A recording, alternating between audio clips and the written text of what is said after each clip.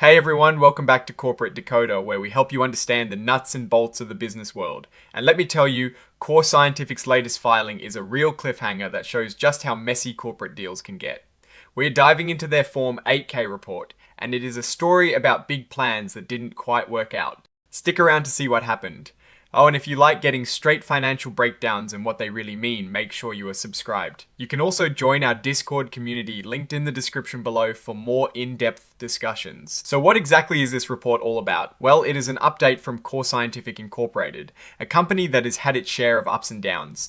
This particular filing is about a significant event that happened on the 30th of October 2025. It's basically a notification to the public and regulators about important company happenings. The main event we're looking at today revolves around a proposed merger. Imagine one company wanting to buy another. That's what was on the table. Core Scientific was supposed to be bought by a company called CoreWeave Incorporated through a subsidiary named Miami Merger Sub-I Incorporated. It's like a domino effect in the corporate world. Now, this wasn't just a casual chat. They had a formal agreement, a plan of merger, and a special meeting of their stockholders, the people who own parts of the company, to vote on it. Think of it as the shareholders having the final say on a massive life-changing event for the company. The proposal was to adopt this merger agreement. Pretty straightforward, right?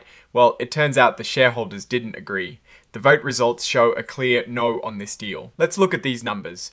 Out of over 245 million shares voted, more than 203 million voted against the merger. That is a landslide defeat. Only about 10% of the votes were in favour. This isn't a close call, it is a resounding rejection. There was also another vote. This one was about approving certain executive compensation tied to the merger. Again, the shareholders said no.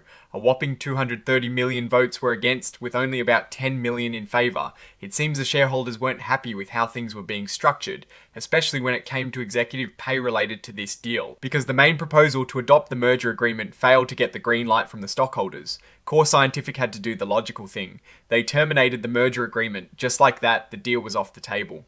This happens when a company's owners, the shareholders, don't approve of the proposed direction. And that's it for the main story. The report also includes a note about exhibits, mostly just technical filings that are part of the whole disclosure process. For us, the most important part is understanding the story behind the votes and their impact.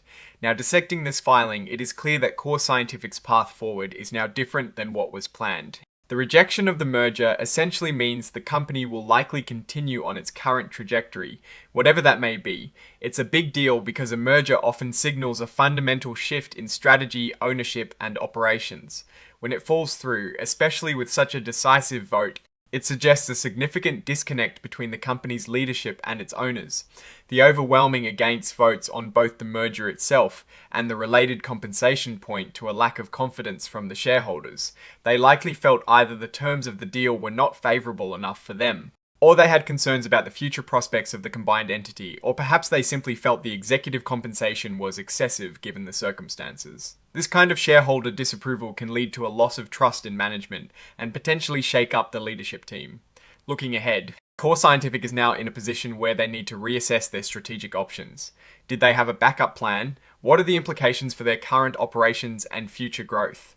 Without this merger, they'll need to find other ways to achieve their business objectives, which could include seeking alternative partnerships focusing on organic growth, or even preparing for a future sale under different terms. The risks here are that without a clear strategic direction or shareholder confidence, the company could face instability or struggle to attract new investment. On the other hand, it is an opportunity for a fresh start with a management team that might be more aligned with shareholder interests or for the company to prove its standalone value. So, what is the verdict on Core Scientific based on this filing? Well, it is a company that, at least for now, will remain independent.